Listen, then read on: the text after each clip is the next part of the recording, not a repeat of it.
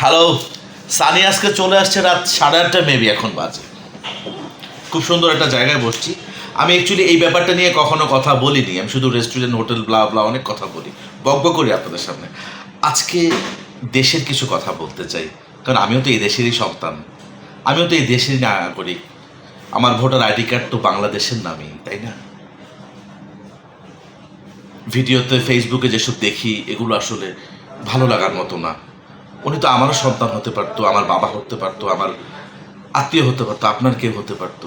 আমি দোষ করেছি, আপনি আমাকে শাস্তি দিন, তাই বলে এভাবে মেরে ফেলতে পারেন না। আপনি দোষ করেছেন, আমি আপনাকে শাস্তি দিতে পারি। আমি আপনার সাথে কন্ডিশন নিয়ে কথা বলতে পারি, মেরে ফেলতে পারি না আমি আপনাকে। এটা আসলে আমাদের বাংলাদেশের সাথে যায় না। বাংলাদেশ মানে হচ্ছে লাল সবুজের পতাকায় আমাদের প্রতীক, তাই না?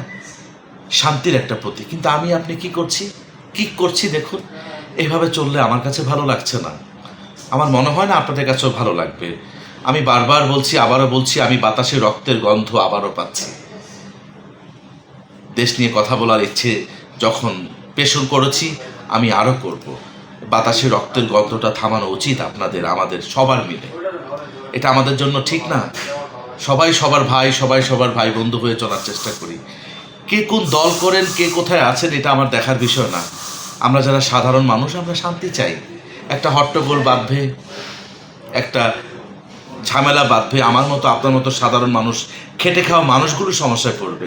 বাসায় বন্দি হয়ে থাকবো, কাজ করতে পারবো না, ফ্যামিলিকে চালাতে পারবো না। আমরা নাশকতার বাহিরে থাকি। উচিত সবার বিবেককে প্রশ্ন করা যে কেন আপনি আমাকে মারবেন, আমি আপনাকে মারবো।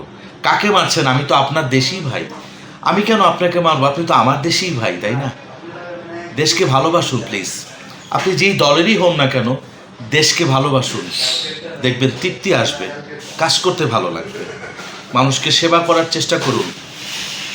মেরে মানুষকে সেবা হয় না। মানুষের সেবাই হচ্ছে মানুষের প্রকৃত ধর্ম। ভালো থাকবেন, দেশকে ভালোবাসুন। আমার সোনার বাংলা, আমি তোমায় ভালোবাসি।